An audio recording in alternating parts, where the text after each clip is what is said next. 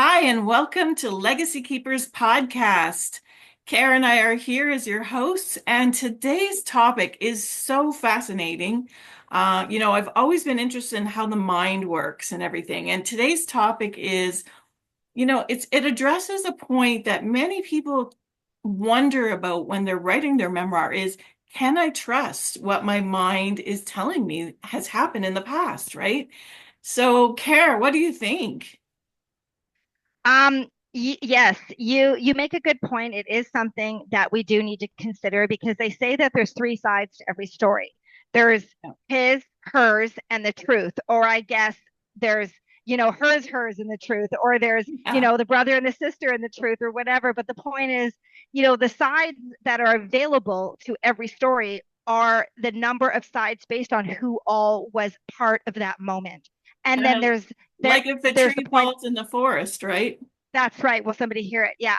So, I think that what that's telling us is that perception is really important. Motivation is key in everything we do. Yeah. And our memories, what we are going to remember, changes um, based on what's important to us in that moment. So Yeah. let's say you and I witness a car accident. you know, I might see the other cars that narrowly missed being hit. And to me, that accident may be all about that. And you might see the fact that the car hit the lamppost, and somebody else might see the mother pushing the stroller jumping out of the way. And maybe you and I didn't see those things. And maybe, there were other things that we missed or things that we focused on. And why we focus on those things is because they're important to our own selves. Yeah. I mean, that speaks to even perspective where we were standing or what we were observing. But, Mm-hmm. I always remember this story when I was like in my 20s. My uncle and aunt went to Europe and they did one of these, what I call sheep tours of Europe. So it's like 10 countries in 10 days. So you're taking in a lot of different sites and information, and they're on a bus tour, with lots of people. And Yep. when they came back, we were sitting around my parents' living room, and my aunt was saying, "Oh, yeah, we did that." And then my uncle would be like, "No, we didn't do that. We did this." And she said, and she would just like put him down so badly, like as if he was out to lunch, that that's not what happened. And so that is our kind of our deletion and our distortion filters at work, because our how we process information is through these filters, right? Mm-hmm. And my Mm-hmm. uncle is a like he teaches geography, but it's all about rocks and that kind of thing. And so of Okay. course in Europe he's looking at the stonework of the castles and the land. And my aunt is probably looking at, the history or who the king and queen was or whatever, those kind of things. And so they're looking at totally different things. And so their memory of it is shaped by that. And, I think Yeah. we can all understand that someone standing in two different places are going to have two different perspectives. But it's the Yes. memory of it and how we like are adamant that we have the truth. And so that's a really, really good point. And here is how we deal with that when it comes to a memoir. And this is Yeah. what I hope everybody listening really takes home is a memoir is not a history book. It is not a textbook. It is an accounting of. It is a sharing of our feelings. It is a sharing of the world as we know it, as the person who is writing that memoir or the person who they're writing it on behalf of, how they experience the world. And a memoir does not have to be accurate from all of the perspectives of everybody who is in that moment. It only needs to be accurate in terms of the feeling and the perceptions of the person writing it, because we can never say to somebody, you didn't experience that. Because even though somebody else witnessing what they experienced may not have witnessed the same thing, that doesn't mean that what that author is writing about didn't happen to them. And we can never Exactly. and we can never take away somebody's feelings or perceptions of the things that they experienced. And that's what a memoir is. And I think that's why it's so important when writing it is to, include how we felt. Because Yes. you're right, like no one can tell you you didn't feel a certain way. They can say, oh, that didn't happen in Winnipeg, it happened in this other town. That, those details can be argued on because those are Hmm. kind of the historical facts. But if we are just writing about the historical facts, then yes, there can be disputes around that. But if we're writing about how we felt, That's and right. and yeah, like that is exactly how someone felt. And that doesn't mean we can't learn from those feelings as well. But that's why we're writing a memoir is for others to hear our experience Yes. of whatever period in history we're writing about. That's right. That's right. And something else, and we'll probably get into this more in other podcasts, but I'll just touch on it right now, is when Mhm. it comes to things like dialogue, when it comes to things like a memory in which a lot of other people are involved in, or even a few other people or whatever, but others, when it comes to those things, a memoir does not have to be 100% accurate in terms of the facts of the moment. We do not have to say this happened and then go and talk to everybody for whom it also happened to and get their take on it and then write it in the way that we feel brings everybody's trueness and correctness into that moment. I'm Mhm. not saying that there aren't times where that isn't appropriate, but I'm saying if I'm writing a memoir, then my memoir is about me and my perceptions and how I relate to that and how that shaped me.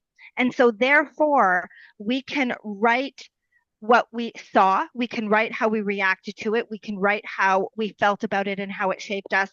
And as long as it's accurate to what we believe, that is acceptable and that is what a memoir is. And then the other thing I was going to say about the dialogue is that when it comes to dialogue, we can infer, we can remember as best we can. Sometimes we can write a disclaimer about that, like dialogue or conversations here, maybe a little bit fictionalized or they're as best as I remember them. Yeah. But we don't always have to do that. We know that if we're writing something that happened 50 years ago, we know that we're not going to remember that dialogue exactly unless we journaled it right after it happened. Right. But we do know that having like a dialogue between a parent and a child, a brother and a sister, a husband and a wife, friends, we kind of have a sense for how those dialogues may have gone based on our thoughts and feelings and what the results were. And that's okay. Yeah, I think it's important to like when we're saying, oh, and then say my brother said this, Right. um, which is totally fine, like you said, we're all just doing it from the best of our memory. But as long as we Yeah. don't at that point said include something about how he felt about it, because Yeah. we don't know what someone else is feeling about it. Yeah. And so it's those kind of things that can get us in sticky situations with our loved ones that are living and reading our thing. Like, no, I didn't feel that way. Why did you write that? But they would agree that they Exactly. said something like that. So as long as we stick to the facts about others and we can include the emotions about ourselves. Yes, 100%. And I think we can wrap up this topic with just this one other thing that I wanted to share, which was to say that it is okay within your memoir to say things like that, to say things like the best way I remember it is this, Yeah. or you know, or I recall it this way, or Mhm. something like that, and to kind of Mhm. pepper your memoir in with a few of those little um, statements of, hey, I realize that even my memory is fallible, and maybe not everything is 100% as accurate, based on everybody's perceptions, and Yeah. that's okay to kind of throw those in there a little bit and acknowledge that. Yeah. Yeah. I to kind of circle back to how we started about how the brain works and everything. Yeah, I watched this video and we'll have to post a link to it in the Facebook group. sure. A video of they did a study on people whose right and left hemispheres have been separated through surgery or through different things. And Yeah, what they did is and I might get the right and left side mixed up, but they sent a signal to the person's, say, left side of their brain, saying to walk. And then their arm would make a walking motion based on that signal. And then they right. sent the signal to the other side to answer why did you make that walking motion? And the two hemispheres weren't connected. And so the other side, instead of saying, I don't know, it made up a story. It said, oh, because I was hungry, or because I was thirsty, or because even though that had nothing to do with it, they did it because they were Right. instructed to do it. And Right. so our brain will fill in with Yeah. a story whatever Yes. we don't have the answer to. And as long as That's we right. keep that in mind when we're writing, and it's not to be a fear thing about writing. No. We still need to write, and it is our thoughts and feelings and all of that. Yeah.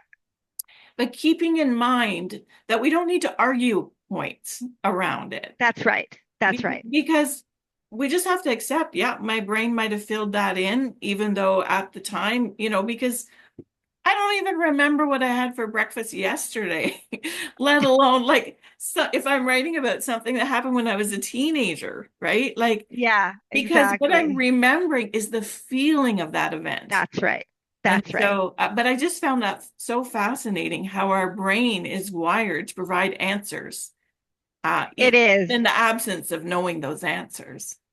That's right. That's right. Yeah, we definitely brought up some good points today, and I hope our listeners take that home and Yeah. don't feel afraid, to kind of delve into it and get their thoughts down and enjoy sort of the memoir writing process because Mhm. if they don't actually get past their fear of being 100% accurate all the time, then again, those legacies will be lost, right? So Exactly. it's about your perspective and just let's get that down. And I think our friends and family members will appreciate that in our writing. Like they'll like, I oh, think so. because sometimes we're looked at as not as someone with a past when we're a certain age. We're like, oh, it's like we've always been that age.